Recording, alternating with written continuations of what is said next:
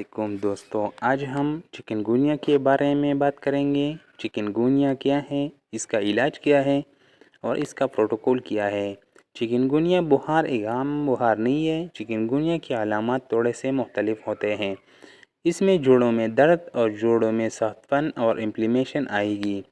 آپ کے جسم کے مختلف جوڑوں میں سخت درد ہوگا، حرکت کرنے میں مشکل آئے گی، چل نہیں پائے گے، اور یہ درد نارمل میڈیسن کے استعمال سے کم نہیں ہوگی۔ آپ نے یہ دھیان کرنی ہے کہ کچھ دن بعد اگر آپ کے جوڑوں میں درد آیا ہو اور چلنے میں دقت ہو رہی ہے، مومنٹ ریسٹریک ہے، آپ کے دقت محسوس ہو رہی ہے، سویلنگ لگ رہی ہے، تو زیادہ کیس میں چانسز یہی ہے کہ آپ کو چکن گونیا ہو سکتا ہے۔ چکن گونیا کا مچھر بھی ڈینگی کی طرح ہی ہے۔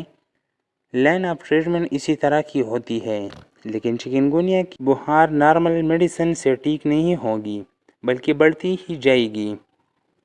ٹیسٹ کرتے ہیں تو پلیٹلیٹس اور وائرل کمپاؤنڈ نارمل ہی ہوتے ہیں۔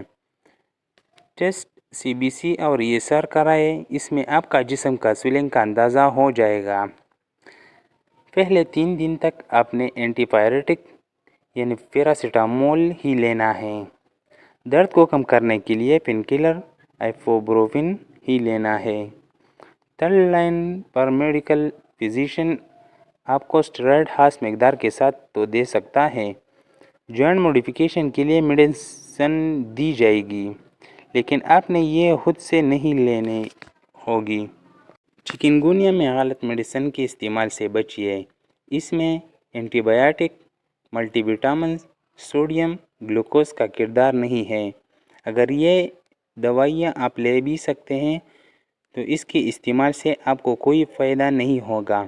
چکن گونیا کے لیے خاص علاج کی ضرورت ہے۔ اس میں چاول، گلوکوز، ٹھنڈا پانی نہیں استعمال کرنا۔ گلوکوز سے جسم میں سویلنگ اور درد بڑھے گا۔ جب ٹمپریچر نارمل ہو جائے تو لیکوڈ لیجیے، لیکن بہت زیادہ الکلائن خوراک سے چکن گونیا کمپلیکیٹڈ ہو جاتا ہے۔